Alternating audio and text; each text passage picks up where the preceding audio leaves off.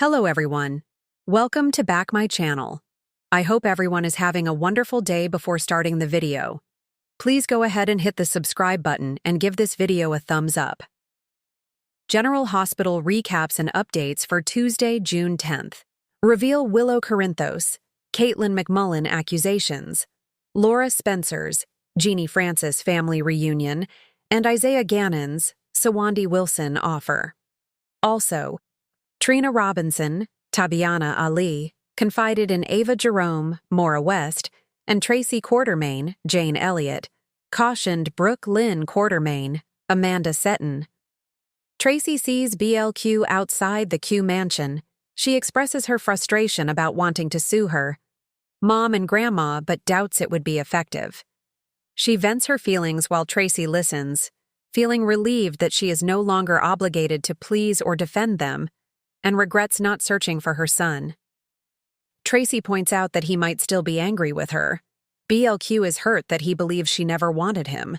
She wishes she had informed Dante Falconeri, Dominic Zamprogna, earlier, and complains about Lulu Spencer's, Alexa Haven's loose lips. She wants Lulu to face consequences, just as her granny would expect. Tracy admires her strength, but cautions that it may come with a price, but believes it could help improve her marriage and allow her to spend more time with Gio Palmieri, Giovanni Mazza. At the art gallery, Ava and Trina talk about going all out with caviar and champagne for their party. Trina's surprised that Ava isn't worried about money. Ava lies, saying that Jen Sidwell, Carlo Rota, bought a lot of art. Trina is happy for her, but mentions she can't make it tomorrow. She's going with Kai Taylor, Jen's Austin Astrup, for his post-op exam, although she confesses it still feels off to her and shares that he's getting closer to Drew Kane, Cameron Matheson. Ava agrees with her view of Drew and warns her to be cautious around him. Trina puts up with him for Kai's benefit. They talk about how stressed Portia Robinson, Brooke Kerr, has been, and Trina thinks it might be because of Drew. Trina reveals she suspects something is wrong between her parents that worries her.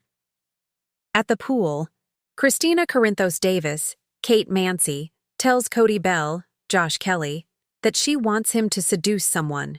He's willing to do it and thinks she means her mother, whom he sees as having a button-down minxie quality. Christina clarifies that she wants him to seduce Ava to create a rift between Rick Lansing, Rick Hurst, and Ava. She holds Ava responsible for her losing the baby. She promises to make it worth his while. He admits he's not uninterested, but insists that if they go through with it, he wants payment up front. He'll keep it secret if she agrees. They both understand it will take time, and he's not sure it will work. He requests $1,000 for a trial run to evaluate the situation, and she gives him Ava's sunglasses. Martin Gray, Michael E. Knight, embraces Laura in her office and confesses that he was not truthful with her. He has been incarcerated.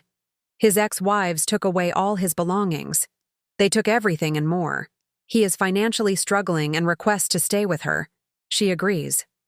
Laura says Lulu has just left, so there is space available, and Lucky, Spencer, Jonathan Jackson, is always with Elizabeth Baldwin, Rebecca Herbst. He expresses his frustrations about Tracy and promises to get back at her. Laura disapproves, but he assures her it will be legitimate. Later, Lucky visits to bid farewell to his mother, who is not surprised by his announcement. Before making his stop at Laura's, Lucky hits the hospital and locates Isaiah Gannon, and he tells them that he's settling a score. Lucky presents Gannon with the deed to a lakeside cabin he owns in the Port Charles area. He tells Gannon he can't utilize it since he's departing from Port Charles. He decides not to hand it over to Aiden Spencer, Colin Cassidy, who isn't fond of camping, and notes that he popped the question to Liz, who turned him down. Lucky is uncertain about his feelings, but reiterates with Elizabeth's turn down, it hurts too much to stay around Port Charles. Isaiah initially refuses the offer of the cabin, but then accepts it. They share a hug and exchange wishes for good fortune. Kai catches Portia off guard in her office and wants to say sorry for talking too much about Drew in their presence. she understands that Drew has been there for him. Kai tries to hold back his judgments and finds it difficult that Drew doesn't get along with her and her family since they are so wonderful. He seeks more details, and Portia reveals that he was in prison and almost lost his life. After his release, he became opportunistic, selfish, and manipulative. This is why they are worried. Kai is uncertain about turning his back on someone who has helped him a lot. Portia isn't demanding anything but hopes he understands. Once he leaves, she sends a message to Nina Reeves, Cynthia Watros. She needs to locate Jacinda, Paige Herschel. She screams and throws her phone just as Gannon walks in. On the witness stand, Willow stood her ground when Diane Miller, Carolyn Hennessy, asked her some tough questions, such as if being with Drew was more important than her children.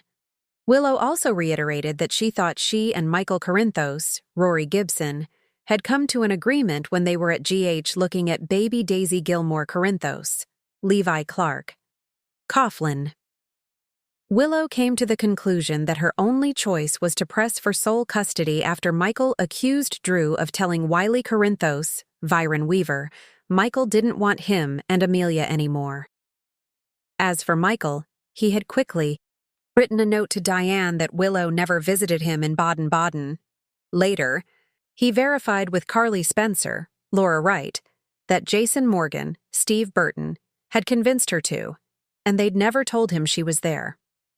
Port Charles was rocked by raw emotions, long-awaited reunions, and dangerous propositions on the June 10 episode of General Hospital. With tension boiling over in multiple corners of town, old wounds reopened, new alliances formed, and a few secrets teetered on the edge of exposure. Let's dive into the drama-filled day that left viewers clutching their hearts and yelling at their screens. Willow Unleashed. The calm is over Willow. Corinthos is usually the picture of composure, but on Monday, viewers saw a different side of the former nurse and now hospital administrator. After days of tension building over Drew's recent manipulations and Michael's wavering loyalties, Willow finally let the dam break. In a biting confrontation at the Quartermain mansion, Willow stood her ground. She directly accused Drew of using Scout as a pawn to win political leverage, and worse, of trying to poison her and Michael against each other. "You're not a protector, you're a manipulator," she snapped, voice trembling with emotion. Drew, taken aback but not apologetic, tried to deflect. "Everything I've done has been for family," he insisted, but Willow wasn't buying it. "Family doesn't twist love into a weapon," she retorted, glancing at Michael with a look. "That said, you better choose wisely." Michael, visibly uncomfortable, tried to mediate, but Willow wasn't interested in peace talks. Instead, she packed up the kids and stormed out, leaving Drew fuming and Michael with the unmistakable feeling that his marriage, and his moral compass, were hanging by a thread. Laura's unexpected reunion brings joy and questions. Meanwhile, in a more heartwarming storyline, Laura Collins returned to town after her extended trip to Russia. But she didn't come back alone. To the astonishment of Kevin, Spencer, and Trina, Laura walked through the Metro Court's private dining room with a familiar figure at her side, Nicholas Cassadine. Yes, Nicholas is back, alive, in the flesh, and with a complicated story to tell. Though he's still technically a fugitive, Laura made it clear that she brought him back under the radar to facilitate a peaceful re-entry into life in Port Charles, assuming he can clear his name. Spencer, who has had a complicated relationship with his father since his last resurrection, was conflicted. On one hand, seeing Nicholas again stirred emotions he thought he'd buried. On the other hand, trust doesn't come easy, and he warned his father not to pull any more Cassadine stunts. Trina, ever the voice of compassion, reminded Spencer that people can change. "But they don't always," he muttered, his eyes never leaving Nicholas. Kevin, meanwhile, stood quietly beside Laura, clearly concerned. Bringing Nicholas back, here without warning anyone? "That's a risk," he said. Laura simply responded, "It's a chance at healing a family that's been broken for too long." But is Port Charles ready for another Cassadine storm? Isaiah's tempting offer sends ripples through town. Back at the Savoy, things were about to get very interesting. Isaiah, the enigmatic fixer with WSB ties, sat down for a quiet but game-changing conversation with Jason Morgan. Isaiah came bearing an offer: immunity from further federal charges and full protection for his family in exchange for infiltrating a covert group that's gaining influence on the black market, a network with connections to rogue WSB agents, arms, dealers, and shadowy offshore accounts. Jason was skeptical. "I don't work for anyone," he said flatly. Isaiah leaned in. "You don't have to work for us, just with us. You want to keep your hands clean, that's fine. But if this group gets stronger, people you care about are going to pay the price." It was a tantalizing offer, one that promised protection, purpose, and maybe even redemption. But it came with strings that Jason knew could tie him to trouble for years to come. Over at the bar, Jordan Ashford happened to overhear snippets of the conversation and grew instantly suspicious. She later cornered Isaiah outside. "Whatever you're selling, I'm not buying, and neither should Jason," she warned. Isaiah, ever calm, offered a cryptic smile. "You'll see, Commissioner. It's not about selling anything. It's about choosing the lesser evil." Carly and Sunny. A quiet moment. Amid the chaos, in a rare moment of calm, Carly stopped by Sunny's penthouse under the pretense of checking on Donna. But the visit quickly shifted into more intimate territory.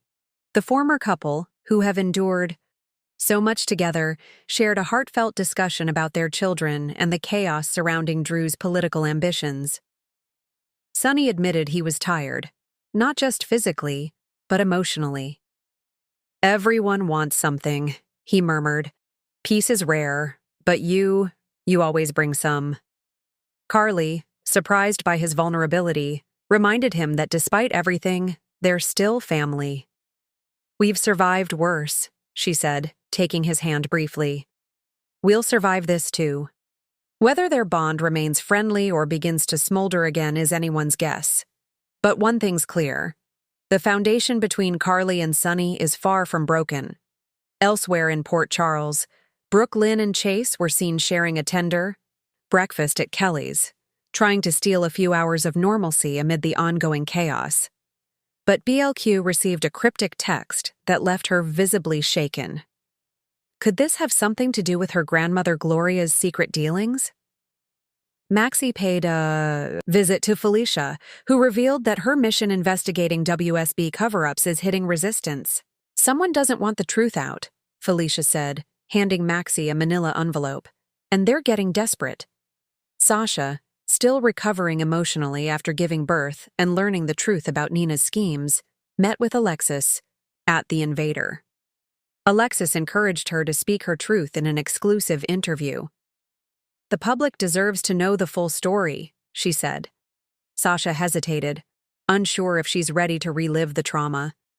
"If I do this," she asked, "do I do it for justice or revenge?" What's next? By the end of the episode, Port Charles was buzzing with unresolved tensions.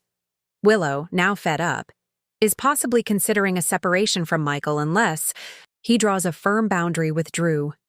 Nicholas's return will shake the Cassadine family tree and possibly ignite long-dormant feuds.